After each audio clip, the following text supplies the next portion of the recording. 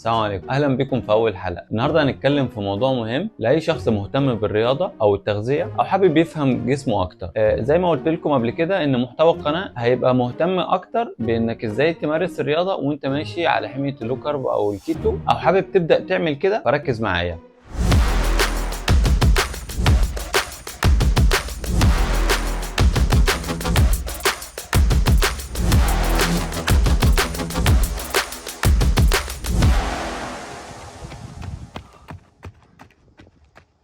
النهارده هنتكلم على حميه الكيتو وانواعها، وايه الاكل اللي مسموح بيه وايه الاكل اللي مش مسموح بيه، وايه هو الكيتوزيه وايه هي اجسام الكيتونات، وازاي نستخدم الحميه دي كمصدر للطاقه لو انت حابب تمارس الرياضه. حميه الكيتو هو نظام منخفض الكاربس وغني بالدهون الصحيه ومعتدل للبروتينات. هدف الحميه انك تدخل الجسم للحاله اسمها حاله الكيتوزيه، او ان انت تنقل الجسم من ان هو يبتدي يحرق الدهون او يحلل الدهون عشان يستخدمها كمصدر للطاقه. كلنا عارفين ان النشويات او الكاربس بتستخدم كمصدر تقليدي للطاقه، زي ما هو معروف لكل الناس اللي بتحب تمارس الرياضه. اللي بيحصل الجسم بيعتمد على الكاربس ان هو لما بتخش الجسم بتتحول لجلوكوز، فهو مصدر الطاقه عباره عن الجلوكوز او السكر البسيط. السكر البسيط ده بيمشي عبر الدم، بيوصل لخلايا الجسم. في خلايا الجسم في حاجه اسمها الميتوكوندريا، بشكل بسيط هي عباره عن محطه توليد كهرباء، بتاخد الجلوكوز وتحوله لجزيء طاقه اسمه ATP. جزيء الطاقه ده بمعنى بسيط هو عباره عن بطاريه صغيره، هي اللي بتبقى مسؤوله عن الطاقه. انت بتستخدمها في ساعه التفكير، بتستخدمها ساعه الرياضه، بتستخدمها ساعه الحركه، بتستخدمها ساعه التنفس، كل حاجه بتستخدم فيها ATP. الكيتو فيه منها انواع: الكيتو الكلاسيك، الكيتو المعدل، الكيتو اللو كارب. انت بتستخدمه على حسب انت عايز ايه، يعني انت بتفهم جسمك الاول وبعد كده بتقرر انت عايز تمشي على ايه. الكيتو الكلاسيك ده بيبقى كميه الكربوهيدرات بتتناولها يوميا بتبقى من 20 ل 5، ومرات بتبقى اقل من 20. الكيتو المعدل ان انت بتوصل لغايه 80،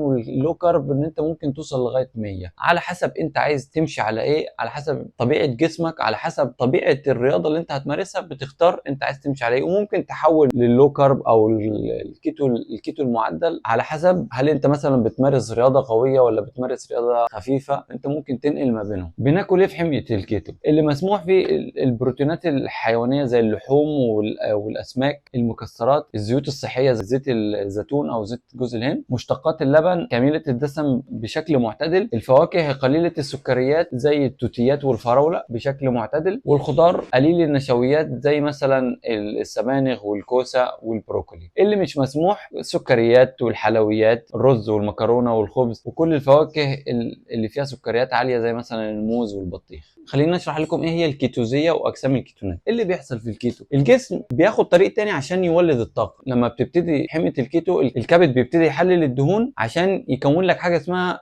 الكيتونات. ايه هي الكيتوزيه او اجسام الكيتونات؟ الكيتوزيه او الكيتوسيس دي حاله بيخش فيها الجسم لما بيبتدي يقلل الكربوهيدرات والنشويات ويعتمد على الدهون. الكبد بيبتدي يحلل الدهون عشان يكون اجسام كيتونات او الكيتونز بادي. الجسم بيستخدمها كوقود بدل الجلوكوز، بتمشي بقى للخلايا الجسم، والميتوكوندريا بتحولها ل ATP. طيب ايه الاسرع كمصدر للطاقه؟ طبعا الجلوكوز هو اسرع لمصدر للطاقه لان هو بيخش على طول للخلايا وبيتحول ل ATP. انما ان انت تعتمد على اجسام الكيتونات، انت محتاج ان انت تحلل الدهون الاول عن طريق الكبد، وبعد كده الكيتونات دي تمشي للميتوكوندريا والميتوكوندريا تحولها ل ATP. دي نقطه مهمه عشان انت لما تبقى حابب تمارس الرياضه تبقى عارف انت ايه نوع الرياضه اللي انت بتمارسها عشان تستخدم يا اما الجلوكوز يا اما الكيتونات. فلنفترض مثلا انت مثلا داخل رياضه سريعه وعنيفه، تجري مسافات قصيره زي مثلا 100 متر سبرنتات، يعني 100 متر 200 متر 400 متر، انت محتاج طاقه سريعه جدا. فهنا في الحاله دي الكيتونات مش هتبقى مناسبه ليك، لان انت بتبقى عايز طاقه سريعه جدا، بتروح واخد جل مثلا صغير بيبقى فيه جلوكوز قبل السباق ب 20 او 15 دقيقه وبتمارس الرياضه العنيفه دي. بس انت لو مثلا هتمارس رياضه طويله الامد زي مثلا الماراثون، المشي، الجري، سباقات الجبل اللي هي بتبقى مثلا ساعتين 3 ساعات 4 ساعات، الكيتونات دي هتبقى مفيده ليك جدا لانها مصدر للطاقه طويل الامد. فعشان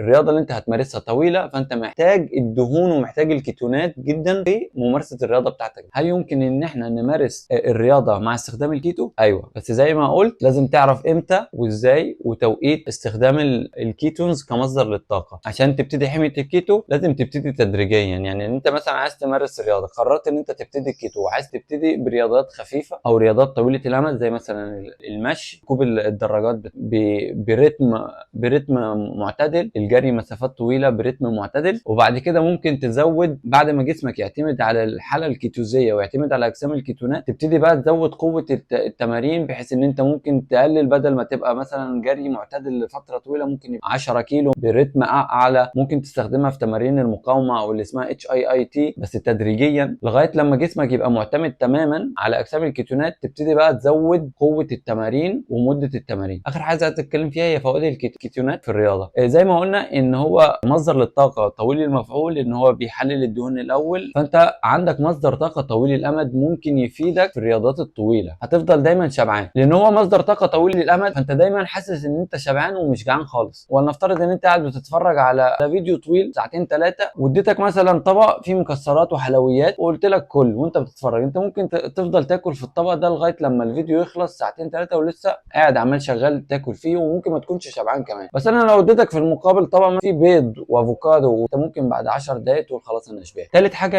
ان الكيتونز بتقلل الاعتماد على مخازن السكر. مخازن السكر اللي هي بتبقى في العضلات والكبد، فبدل ما انت تبقى معتمد عليها وكل ما تخلص تحس ان انت جسمك انهار ومحتاج ان انت تزود جلوكوز تاني، انت ما بتعتمدش خالص على المخازن دي، بتعتمد دايما على تحليل الدهون اللي هي دايما بتبقى موجوده في جسمك. رابع حاجه انها بتحسن التركيز الذهني، لان دماغك ومخك دايما بيبقى معتمد على الدهون، فانت هتلاقي نفسك مركز دايما في الرياضه وهتلاقي نفسك مش مشتت خالص وانت بتتمارس الرياضه. اخر حاجه ان هو بيزود قدرتك على التحمل او الاندورنس، لان هو مصدر طاقه طويل الامد، فدايما حاسس ان انت تقدر تحمل ممارسه رياضه لفتره طويله جدا. وده مهم جدا حتى لو انت حابب تشارك مثلا في ماراثون، لازم تزود الاندورنس بتاعتك او قدره التحمل قبل ما تشارك في الماراثون. وده هيبقى مهم جدا ان انت لو معتمد على الكيتونز كمصدر للطاقه لانها بتديك مصدر طاقه طويله الامد، فانت هتبقى قدره التحمل بتاعتك اطول. بالمناسبه الجلوكوز مصدر للطاقه سريع بس برضه بينفذ بطريقه اسرع. لو انت بصيت مثلا على الناس اللي بتشارك في ماراثون هتلاقيهم كل 20 او 25 دقيقه بياخدوا جل جلوكوز عشان يديهم طاقه تاني. فانت كل 20 دقيقه الجلوكوز بيشتغل بسرعه بيديك طاقه، بس بعد 20 25 دقيقه بتحتاج ان انت تاخد جلوكوز تاني. لو انت بتستخدم الكيتو هتلاقي نفسك اول ساعه مثلا من الماراثون انت مش محتاج تاخد اي حاجه، لان انت شغال على تحليل الدهون والكيتونز ابتدت تمشي للدم وابتدت تروح للميتوكوندريا والميتوكوندريا بتحولها لطاقه، فانت عندك طاقه طويله الامد. ممكن بعد ساعه او ساعه ونص تبتدي ان انت تزود جل جلوكوز بحيث ان الكيتونز مثلا انتهت وخلاص وانت محتاج طاقه تاني. الجلوكوز ممكن يساعدك في الاخر. انا مش عايزك تمارس الرياضه بس انت في نفس الوقت بتدمر صحتك. فكر فيها كويس على المدى الطويل. تخيل مثلا انت دخلت ماراثون وماشي معتمد على الجلوكوز كمصدر للطاقه، كل 20 دقيقه او 25 دقيقه بتاخد جلوكوز 50 جرام من كربوهيدرات.